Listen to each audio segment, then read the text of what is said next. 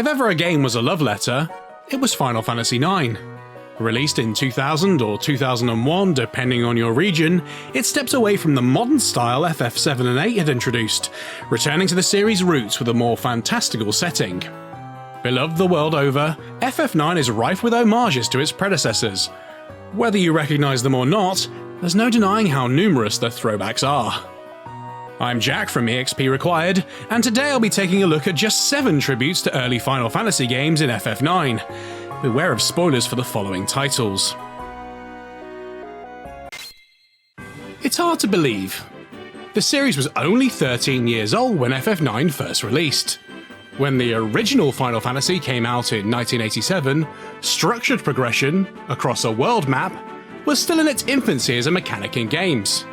It set the standard for the franchise until the year 2000, and Gaia is no stranger to the world being split into multiple areas, with players needing vehicles to traverse the world with ease. In FF1, the airship is first called forth with a Levistone. While FF9's various airships don't need to be summoned from the sands, we don't think it's a coincidence that the only Eidolon that transforms into a mechanical ship can only be learned with the help of a rock. Nor do the similarities with the first game end there. While the most recent entries allow you to customize your whole party as you see fit, FF9 returns to characters with set roles, and your initial party being made up of a fighter, a thief, and both white and black mages certainly doesn't look familiar at all.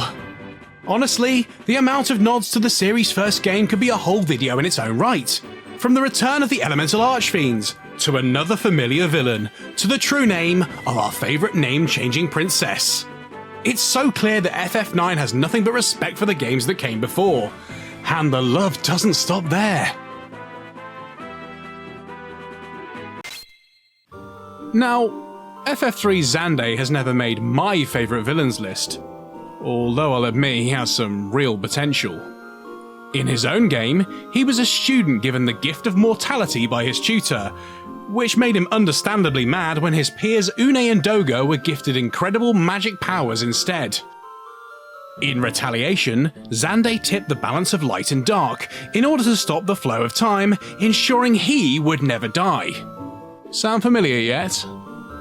FF9's main villain may not have stopped the literal clock, but the moment he finds out that his lifespan is limited drives him over the brink and heralds the beginning of the end for multiple worlds.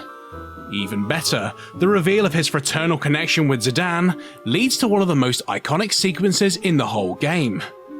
An unrepentant villain worthy of the title Angel of Death. Kuja, nonetheless, subverts our expectations once truly beaten.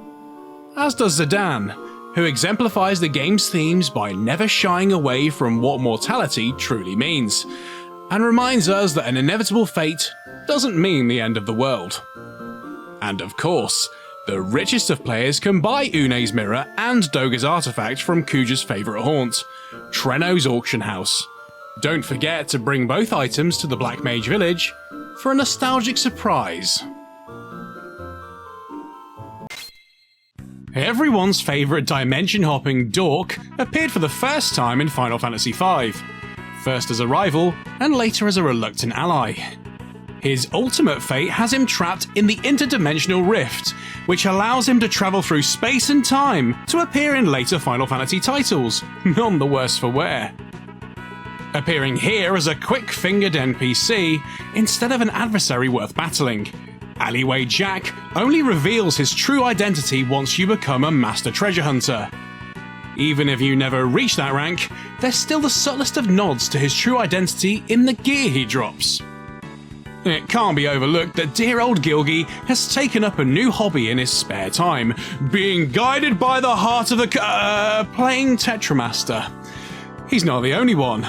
The card game is so popular, it has a dedicated tournament and is played across the world.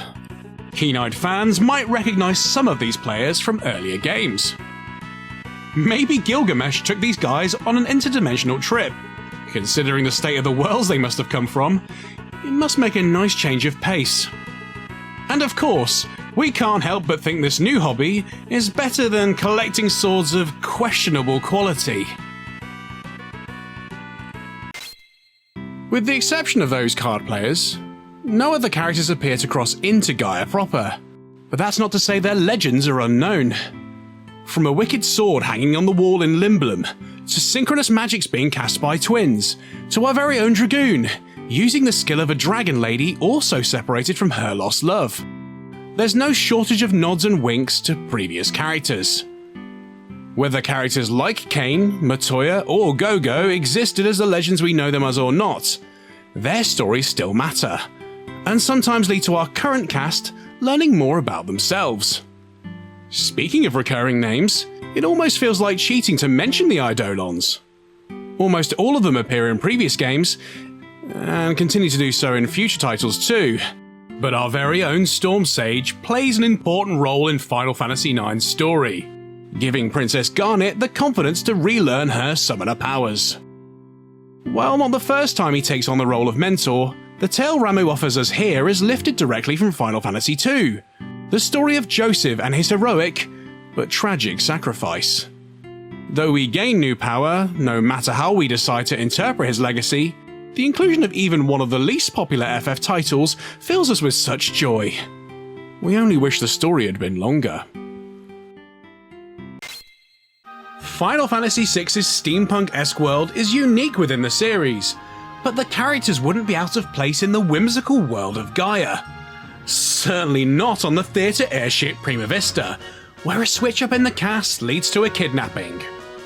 One of the most iconic scenes of FF6, the opera sequence, stands out as a moment of levity in an otherwise depressingly serious, and occasionally seriously depressing game.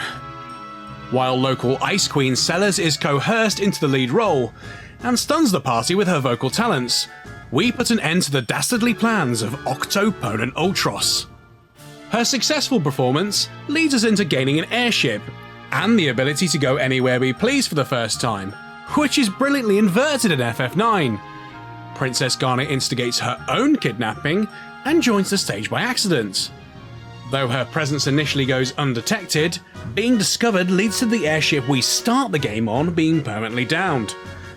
So much for an easy journey, eh? Best of all, both games prove their female characters are more than just damsels in distress. Sellers with her distaste for the whole silly situation, coming along with it so the party can gain entry to Vector, and Garnet, whose determination to prevent the outbreak of war sees her grow from naive and sheltered to brave and capable. Speaking of Garnet, she's not the first Final Fantasy princess to be kidnapped. While the series has generally steered clear of its female characters being considered a prize to be won, it's no stranger to their being imperiled, and there's no better parallel than Garnet and Ophelia. Both young heirs are thrust into an impossible situation at the game's start, with war on the horizon in both cases, and a secretive group behind the scenes desperate to use each young lady to their own ends. At this time of the franchise, their stories are unique, with the few prior princesses' stations never being at the forefront of their characterization. But where Ophelia is never able to break free from the trappings of the monarchy, Garnet takes matters into her own hands from the very first moment and becomes a true people's princess. The similarities don't end there. Who could forget that both princesses have a holy knight under their command, can use white magics in battle, and of course, neither girl's origin is quite what it seems.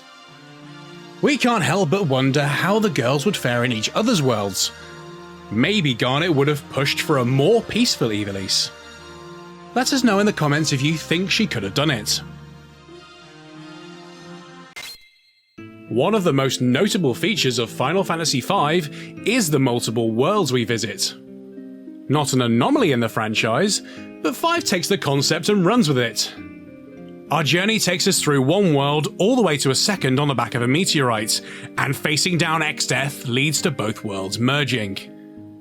With the world map finally complete, the Warriors of Light are able to restore peace to the land, and the game's epilogue shows the planet remains whole with our victory. Though FF9 features 2 planets, they never truly merge, but we do spend time on both. Though the story takes place primarily on Gaia, we eventually learn of, and visit Terra, a seemingly artificial world illuminated by Gaia's crystal after a failed fusion attempt. We see remnants of this fusion on both Gaia and in Terran archives, and the more we learn, the more it becomes apparent that the worlds must stay separate. If the two planets merge for true, it would spell the end of life as we know it. Not to mention, there's no guarantee that it would save the genomes. It's a great inversion of FF5's double worlds, complete with crystals that are important to all life, and a villain who wants to reduce the world to nothingness. So that was our list of 7 throwbacks in Final Fantasy IX. Let us know if we missed any in the comments below. If you'd like to hear more Final Fantasy discussion, we also have a podcast link below as well.